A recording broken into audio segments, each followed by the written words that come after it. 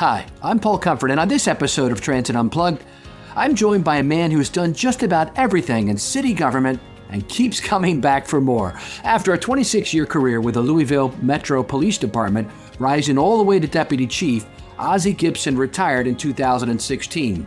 But that retirement didn't last long. From animal services to public health, fire to public works, and even overseeing the city's parks, Ozzy has taken on 11 different leadership roles across city government, working under 4 different mayors. Talk about a public service all-star. And then in December of 2023, the mayor, Craig Greenberg, tapped Ozzy once again, this time as interim executive director of TARC, Louisville's transit system, the transit authority of River City. And in July of 2024, with the city's full confidence behind him, he was named the permanent executive director, ready to guide TARC through a time of big change and big opportunity. And in this conversation, we talk about a major network redesign and what it means for riders, updates to paratransit policy that improves service, partnership with the local school system, and when is the right time to roll out big change. Get ready for some great stories, some practical wisdom, and a few surprises from one of Transit's most versatile leaders, Ozzy Gibson. On this episode of Transit Unplugged, let's dive into the conversation. Ozzy, great to have you on the show with us today. Thank you very much for having me, sir. Yeah, as I mentioned, I was down there a few years ago for a podcast with your predecessor, Kerry, who now is I think, Region 7 administrator for FTA. So I believe it is. Yeah. So congratulations. How long you been in the role there as executive director at TARC in Louisville? I have been here. They put me in December of 23, and then they were trying to do a search, and then I came on full time in July of 24. Okay. So going on a year at full time in the position. That's great. What do you think so far? How is it? Because you kind of spent your career in law enforcement and government. You were the parks director and all that. What's it like just, kind of from a third person perspective coming in to be transit after all that? Absolutely. So the first is all the red tape around the federal guidelines. As far as how you can use grant money, how you all that stuff. The different audits, that was all stuff that I had to come up to speed on the best I could. But very important role here. I've always been here. I worked with past directors here on projects or if we had some type of an emergency. But as far as getting in the weeds and looking at what all they do and how often they do it, I was drinking water through a fire hose, as they say, the first few months. Yeah, well, that's good. Well, welcome to the industry. You got a great agency that you're heading up there, but you spent 26 years in law enforcement. Tell us about that and kind of what you did there and how you grew through the ranks and ended up with this job. Yeah, there again, I started my career like in 1989 with the police department here, and I been a detective. I spent 8 years on a SWAT team, worked my way up to the assistant chief. Did all the budget, their fleet, everything like that. Got promoted to deputy chief, which was their car 2. I salute you for your service. And I'm really happy you're in our industry now because I'm sure you've got a lot of lessons you brought with you. But first, how did you go into parks? Because were you retired and then the mayor asked you to come back and become the head of parks or something? Oh, Lord. So when they called me and asked me to come back, I actually took over our animal shelter here. Because it was in such disarray and they needed to build a new shelter. So I said, look, I'll jump in. I think it'll take us about 3 years to turn it around. We'll do some fundraising. We ended up building like a $12 million state-of-the-art facility, worked hard with some people there, turned it into a no-kill shelter for the first time in like 30 years. And I actually started liking it. And then we actually had... my boss, about almost 2.5 years in, who was over like 6 departments, he was like a deputy mayor. Well, he up and retired, and they asked me to take his role. And I'm like, man, I don't want to be that. I'm not sure that's what I want to do. I really kind of like this, but I'll do it until you find somebody. So at that time, I was over corrections, fire department, fleet facilities, public works. Wow, that's a big portfolio, man. It was a big one. And then I did that for about 5 months, and we found a lady. They actually hired a lady named Amy Hess, who was the the highest ranking female in the FBI. Oh, wow. And she came into town. I transitioned out in 30 days. I got to go back to the animal shelter and COVID hit. And then I have an IMT background, obviously from the police department. So we set all that up. A month later, they said, hey, will you be the chief over the health department? I'm like, sure. Always wanted to be over a health department. Why not? So wow, Ozzy. I kind of took that on and stayed with that mayor. His name was Greg Fisher, and finished out that role. I actually ended up getting Public Works and Fleet Facilities back, and then took on Riverport Authority here. So I kind of did all of that through the end of that administration when I met our new mayor, Craig Greenberg, a man who's doing a great job. He asked me, would you go take over the Parks Department? So I'm like, okay, I'm assigned to the animal shelter, but I'm going to help you out there. And it was great. There about a year and a half, and he come to me and said, look, I need you. Will you go to TARC and take over that? And I had always told him, I'll do anything I can to help you to make our city great. If that's where you need me, that's where I'm going to go. So here I sit. That's one. A true public servant, willing to go where you're asked to, man. Wow. What a great story, Ozzy. You and I were talking, sharing offline here, that I have a background in government too, local county government. So I really appreciate all those jobs you held. That's amazing. What did you take from all that coming into TARC? I mean, do you have any leadership lessons or things? Because you've done, just about everything there is to do in local government. What do you bring into that to transit? Well, if I was to describe myself, I don't like to lose. And that's how I look at things, man. If you pay me, I work, and I hold myself to a high standard. I run it like I own it, and my life depends on it. I ask a lot of questions. I believe in holding people accountable, because people say, well, how can you do those many jobs? I said, well, once you've done many jobs, as you know yourself, down in the weeds, it's always going to be the same little issues, whether it's an employee issue, it could be the same little problems will occur in all places. But if you seek out what are you supposed to be doing at all those agencies to be great, that's what you have to seek out. And you have to make those things important throughout the whole organization. So like when I come here, all kinds of stuff to learn, but we are supposed to be putting service out, and we need to make sure that service goes out, and we need to be on time. If we can't do those two things, we're going to fail. Okay. And it's just that simple. A lot of work and things to make that happen. But when I got here, that to me was, hey, we got to, plus you were in the political world. So you talk to other people like, hey, what do you hear about this agency? And if you create a good working relationship in your community with your local politicians, you're going to get a lot of information that comes up through them from citizens. And then you could start, how you build something back. So what was your big challenges when you got there, and have you been able to resolve them? It sounded like you came in and you had like a vision, a focus of what you felt like the most important things were. Yeah. So the biggest thing here is we like everybody, many other cities are facing a big financial cliff. I knew we had one, and it was when I come in, it was estimated at about 30 million. And once I got here and started studying up on this field, it sounds like there's other cities that have bigger financial cliffs coming. So when I started drilling down and people ask me questions, well, as well as I do, when you're in government, when you're talking that kind of money, to get that, you're talking about a tax increase, okay, especially in a small town like Louisville. Yeah. And, you look at the cities that are thriving, well, they all get things back in 2008, around me, 2018 to 2020, you got Indy, Cincinnati, and Nashville, obviously packed one. So that was the biggest hurdle, is trying to get my arms around that and what it was, because, the first thing people say that don't know public transit is, well, what happened? How are you that short? We give you money. What happened? What are you doing with the money? And it's like, well, not really. Here, let me show you some numbers here on revenue hours. And when I kind of look at this, ridership, it seems like across the country since 2012, it started slipping, and it did it here probably a couple years sooner. And, at that point, you can't undo time, but we've probably operated too big here, too long, and probably should have made some cuts every couple years. And we didn't do that. And now we got to pay the piper. Well, when we come back, I'll ask you about that. I'll ask you to tell us about your network redesign that you had the great consultant Jared Walker work on, and some other updates that you've done to policies. I think it'll be fascinating now for our listeners to hear, what did you do about those challenges? Right when we come back after this with Ozzy Gibson, Executive Director of TARC.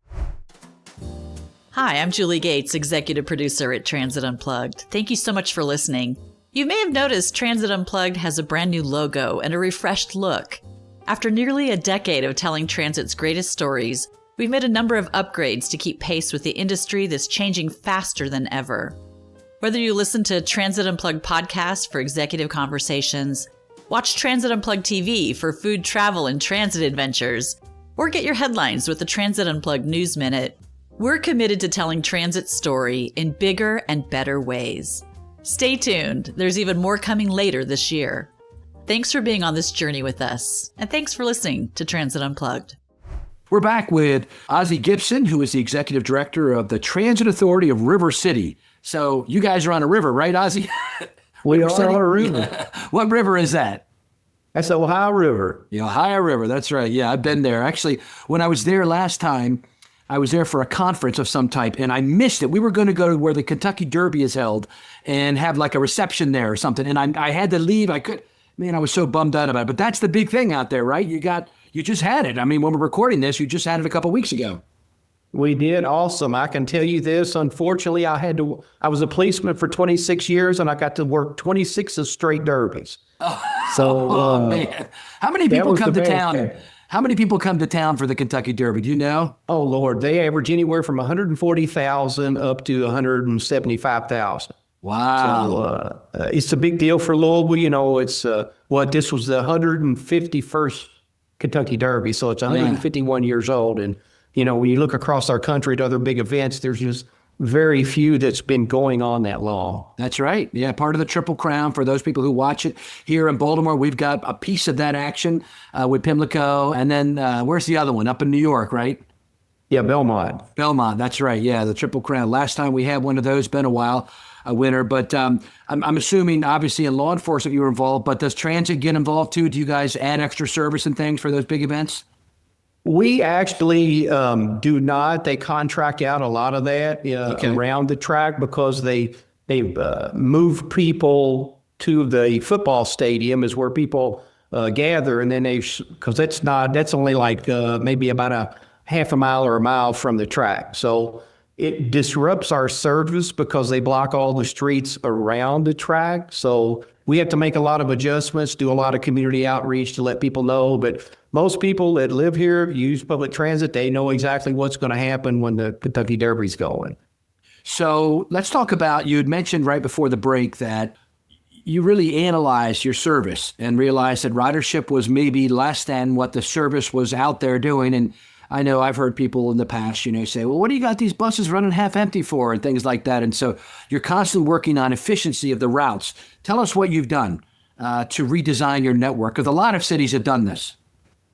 Yeah, so like when I took over, I think they had gotten a grant from the federal government. They're getting Jared Walker and Associates won it, and they were going to come up with like two concepts. They were hoping to grow, actually. But I think, as we know now, to grow, when you talk, if you're going to increase taxes, you just don't go do that. It's a longer process. So we had two. When I got here, there was two maps. There was one that was a 50% cut constrained network that would have really gutted TARC. And then there was a growth plan that was going to require like $50 million to grow to that. So I was able to sit down with Jared Walker and another guy, Scudder Wag, who is on this project with us, and said, look, we got to have a better option. So we was able to come back to the table, and I said, look, we got to come up with something we can live with. So like in our community right now, people with the CDL is a premium, and we struggle to get school bus drivers.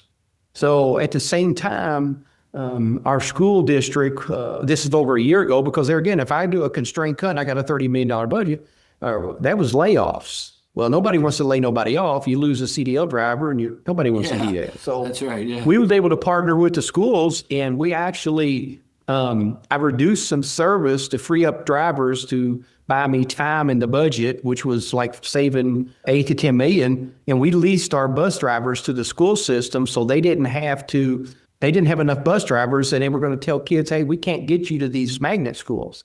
So we worked out an agreement with the Teamsters, ATU union. Everybody come together, the mayor, politicians, we leased them. They brought back some schools. And then as I started talking to Jared Walker and Scudder, it's like, look, how do we design some type of network within the amount of money we know we're going to have, that will get us to some of these schools.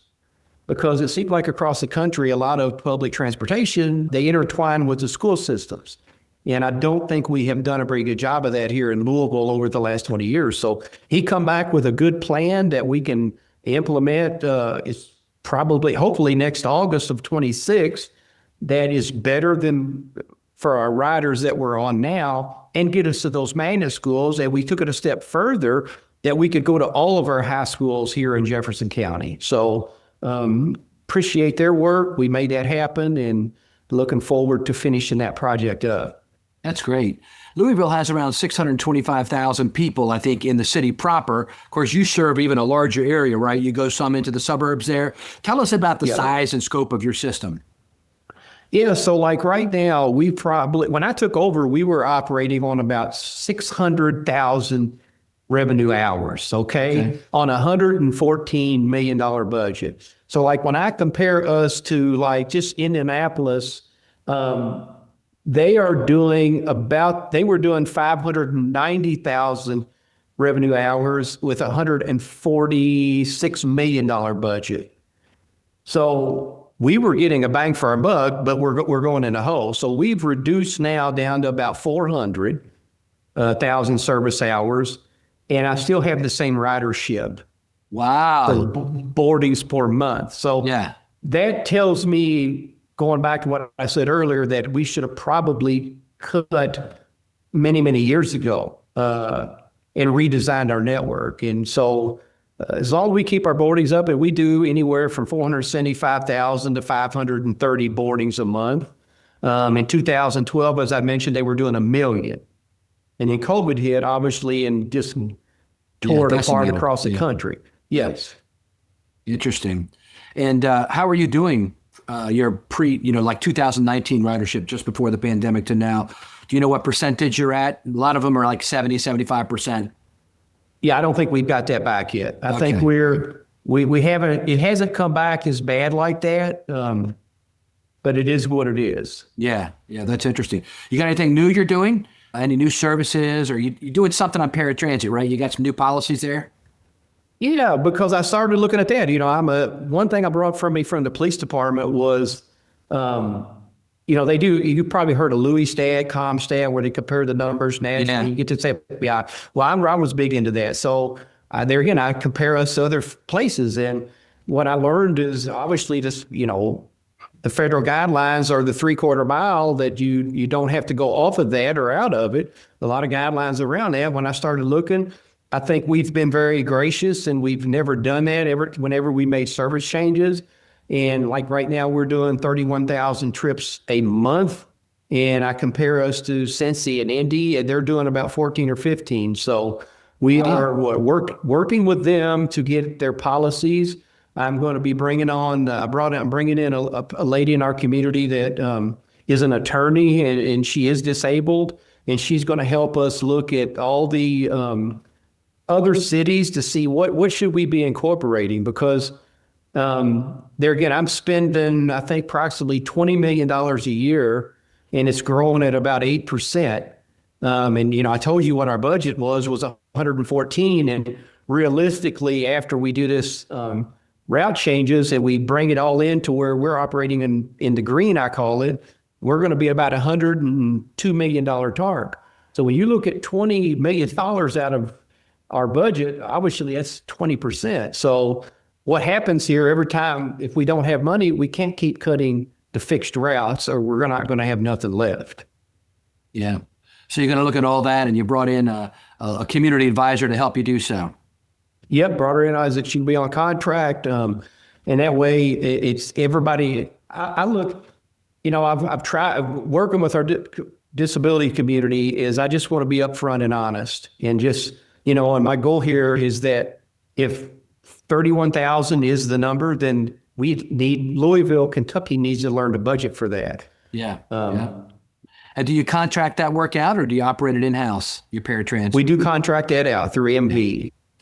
Any other things you want to bring out that you're working on or what you're hoping for? There again, what I've done is just got back to the basics here.